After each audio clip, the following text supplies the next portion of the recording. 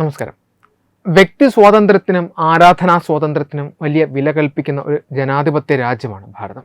എന്നാൽ സമീപകാലത്തായി രാജ്യത്തിൻ്റെ വിവിധ ഭാഗങ്ങളിൽ നിന്നും ഉയർന്നു വരുന്ന നിർബന്ധിത മതപരിവർത്തന കേസുകൾ പൊതുസമൂഹത്തിലും നിയമ സംവിധാനങ്ങളിലും വലിയ ആശങ്കകൾക്ക് വഴിവെക്കുന്നുണ്ട്.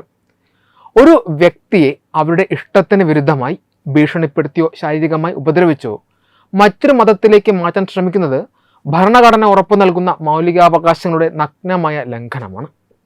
ഇത്തരത്തിൽ രാജ്യ മനസാക്ഷിയെ തന്നെ ഞെട്ടിക്കുന്ന ഒരു നിർബന്ധിത മതപരിവർത്തന ശ്രമത്തിൻ്റെയും ക്രൂരമായ പീഡനത്തിൻ്റെയും വിവരങ്ങളാണ് മഹാരാഷ്ട്രയിലെ നാഗ്പൂരിൽ നിന്നും ഇപ്പോൾ പുറത്തു വന്നിരിക്കുന്നത്. പശ്ചിമ ബംഗാൾ സ്വദേശിനിയായ ഒരു യുവതിയെ നാഗ്പൂരിലെ ഒരു പ്രമുഖ ദർഗയിൽ വെച്ച് തടങ്കലിൽ പാർപ്പിച്ച് ക്രൂരമായി മർദ്ദിച്ച് മതം മാറ്റാൻ ശ്രമിച്ചുവെന്ന വാർത്ത കേവലം ഒരു പ്രാദേശിക കുറ്റകൃത്യം എന്നതിലുമപ്പുറം വലിയ തോതിലുള്ള ചർച്ചകൾക്കും അന്വേഷണങ്ങൾക്കുമാണ് വഴി തുറന്നിരിക്കുന്നത്. മഹാരാഷ്ട്രയിലെ നാഗ്പൂർ റൂറൽ പരിധിയിലുള്ള പാർശ്വാനയിലെ പ്രശസ്തമായ അമ്മാക്കി ദർഗ കേന്ദ്രീകരിച്ചാണ് ഈ ആസൂത്രിത അതിക്രമം അരങ്ങേറിയത്.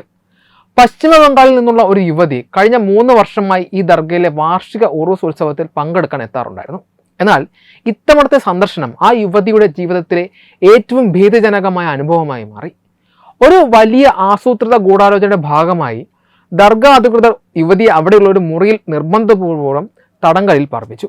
തുടർന്ന് തങ്ങളുടെ സ്വന്തം ഹൈന്ദവ വിശ്വാസം ഉപേക്ഷിച്ച് ഇസ്ലാം മതം സ്വീകരിക്കാൻ ദർഗയിലെ മുഖ്യ ഉദ്യോഗസ്ഥരും അവരുടെ കൂട്ടാളികളും യുവതിക്ക് മേൽ കടുത്ത സമ്മർദ്ദം ചെലുത്തുകയായിരുന്നു. യുവതി ഈ ആവശ്യത്തെ ശക്തമായി എതിർത്തതോടെ പ്രതികൾ അവരുടെ ക്രൂരമായ യഥാർത്ഥ മുഖം പുറത്തെടുത്തു.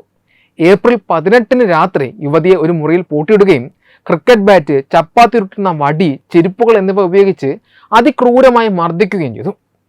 നിർബന്ധപൂർവം ബുർഖ ധരിപ്പിക്കാനും കൽമ ചൊല്ലിക്കാനും പ്രതികൾ ശ്രമിച്ചു.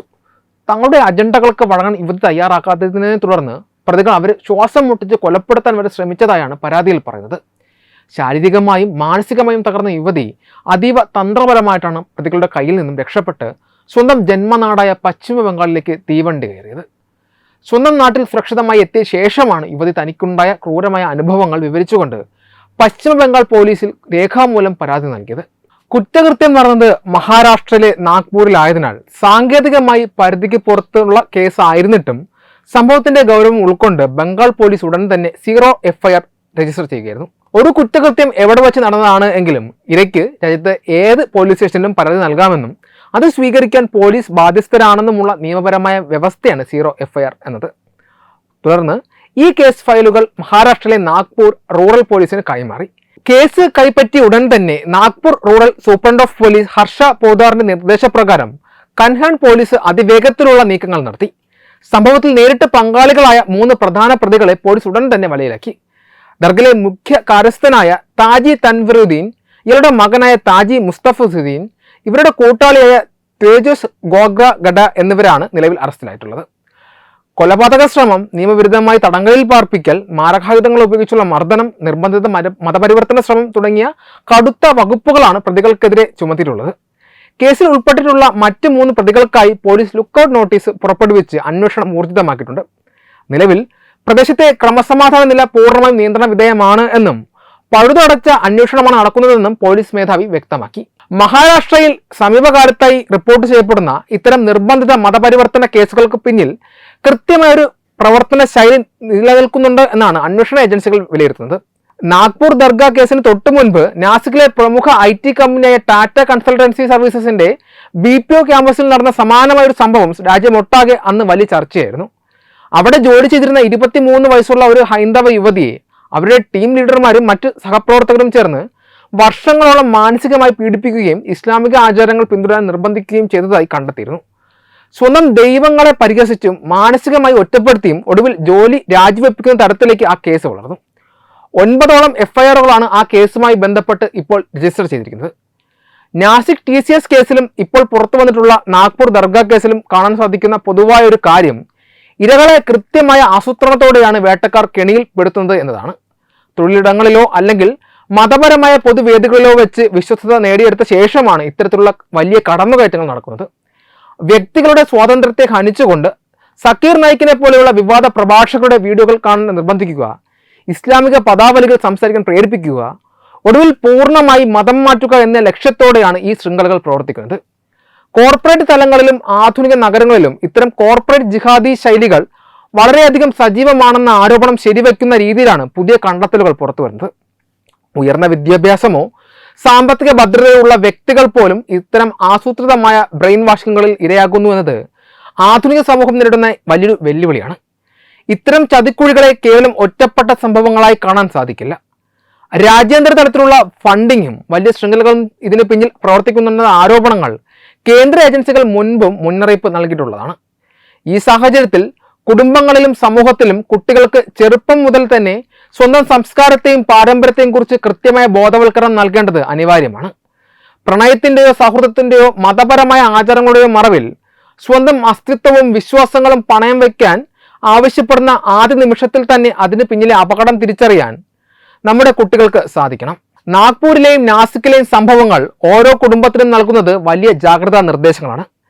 നിയമപരമായ കർശന നടപടികളിലൂടെ മാത്രമേ ഇത്തരം സംഘടിത അജണ്ടകളെ പൂർണ്ണമായും തുടച്ചു നീക്കുവാൻ സാധിക്കുകയുള്ളൂ.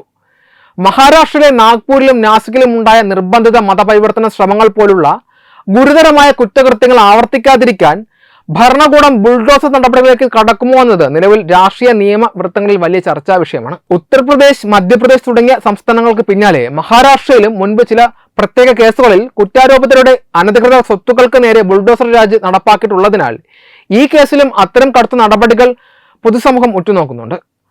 ഭരണകൂടത്തിന്റെ മുൻകാല നിലപാടുകൾ പരിശോധിച്ചാൽ സാമുദായിക സൗഹാർദ്ദം തകർക്കുന്ന രീതിയിലുള്ള കുറ്റകൃത്യങ്ങളോ ആസൂത്രിത അജണ്ടകളോ ഉണ്ടാകുമ്പോൾ പ്രതികളെ സാമ്പത്തികമായി തളർത്താൻ ഇത്തരം നടപടികൾ സ്വീകരിക്കാറുണ്ട്. നാഗ്പൂർ ദർഗാ കേസിലെ പ്രതികൾ യുവതിയെ തടങ്കലാക്കാനും പീഡിപ്പിക്കാനും ഉപയോഗിച്ചത് ദർഗാ കോംപ്ലക്സിനുള്ളിലെ നിർമ്മിതികളായതിനാൽ ഇവയിൽ നിയമവിരുദ്ധമായ നിർമ്മാണങ്ങൾ ഉണ്ടോ എന്ന് പരിശോധിക്കുവാൻ പ്രാദേശിക ഭരണകൂടത്തിന്മേൽ ശക്തമായ രാഷ്ട്രീയ സമ്മർദ്ദമുണ്ട്. ഇത്തരം ശൃംഖലകളുടെ നട്ടലൊടിക്കാൻ കേവലം സാധാരണ ജയിൽ ശിക്ഷകൾക്കും അപ്പുറം സാമ്പത്തികമായ പ്രഹരങ്ങൾ നൽകുന്നത് മറ്റു കുറ്റവാളികൾക്ക് ശക്തമായൊരു മുന്നറിയിപ്പായിരിക്കുമെന്നാണ് വിലയിരുത്തപ്പെടുന്നത്. എന്നാൽ ഭരണകൂടങ്ങൾ ഇത്തരം കടുത്ത നടപടികളിലേക്ക് കടക്കുമ്പോൾ നേരിടേണ്ടി വരുന്ന പ്രധാന പ്രതിസന്ധി രാജ്യത്തെ നിയമവ്യവസ്ഥയാണ്. ഒരു വ്യക്തി കുറ്റക്കാരനാണെന്ന് കോടതി വിധിക്കുന്നതിന് മുൻപ് ഭരണകൂടം ഏകപക്ഷീയമായി വീടുകളോ കെട്ടിടങ്ങളോ പൊളിക്കുന്നത് ഭരണഘടനാ വിരുദ്ധമാണെന്ന് സുപ്രീം കോടതി അടുത്തിടെ പുറപ്പെടുവിച്ച വിധിന്യായങ്ങളിൽ ആവർത്തിച്ച് വ്യക്തമാക്കിയിട്ടുണ്ട്. കൃത്യമായ നിയമ നടപടികളും മുൻകൂട്ടിയുള്ള നോട്ടീസും നൽകാതെ നടത്തുന്ന ബുൾഡോസർ നടപടികൾക്കെതിരെ കോടതികൾ കർശന നിലപാടാണ് സ്വീകരിക്കുന്നത്. സാധാരണയായി ഇത്തരം സന്ദർഭങ്ങളിൽ കുറ്റകൃത്യത്തെ നേരിട്ടല്ല ഭരണകൂടം കെട്ടിടം പൊളിക്കുന്നതിന് കാരണമായി കാണിക്കുന്നത്, മറിച്ച് പ്രതികളുടെ കെട്ടിടങ്ങൾ പ്രാദേശിക കോർപ്പറേഷൻ അല്ലെങ്കിൽ നഗരസഭാ നിയമങ്ങൾ ലംഘിച്ച് നിർമ്മിച്ചതാണെന്ന സാങ്കേതിക കാരണം മുൻനിർത്തി റവന്യൂ അധികൃതർക്ക് നോട്ടീസ് നൽകാനും തുടർന്ന് ബുൾഡോസർ നടപടിയിലേക്ക് കടക്കാനും സാധിക്കും. നാഗ്പൂർ കേസിലെ മുഖ്യ പ്രതികളെ പോലീസ് ഇതിനകം അറസ്റ്റ് ചെയ്ത് കടുത്ത വകുപ്പുകൾ ചുമത്തിലുള്ള സാഹചര്യത്തിൽ വരും ദിവസങ്ങളിൽ പ്രതികളുടെ പശ്ചാത്തലവും ദർഗയുമായി ബന്ധപ്പെട്ട രേഖകളും റവന്യൂ അധികൃതർ പരിശോധിക്കാനും അതിൽ നിയമലംഘനങ്ങൾ കണ്ടെത്തിയാൽ ബുൾഡോസർ ഉൾപ്പെടെയുള്ള കടുത്ത നടപടികളിലേക്ക് മഹാരാഷ്ട്ര സർക്കാരും കടക്കാനുള്ള സാധ്യതകൾ തള്ളിക്കളയാനും സാധിക്കില്ല. വെബ് ഡെസ്ക് തത്വമൈ ന്യൂസ്. HIV അണുബാധ സന്തോഷപൂർണമായ ഒരു ജീവിതത്തിന് തടസ്സമല്ല. HIV അണുബാധയ്ക്ക് ഫലപ്രദമായ ചികിത്സ ഇന്ന് ലഭ്യമാണ്. ഇതിന് യഥാസമയം അണുബാധ കണ്ടെത്തുന്നതും കാലേക്കൂട്ടി ചികിത്സ നടത്തേണ്ടതും അത്യാവശ്യമാണ്. സൗജന്യമായ ചികിത്സയും മാർഗനിർദ്ദേശങ്ങളും സർക്കാർ ആശുപത്രികളിലെ ERT അഥവാ ഉഷസ് കേന്ദ്രങ്ങളിൽ ലഭ്യമാണ്. ആരോഗ്യ സംരക്ഷണം ഓരോരുത്തരുടെയും ഉത്തരവാദിത്തമാണ്.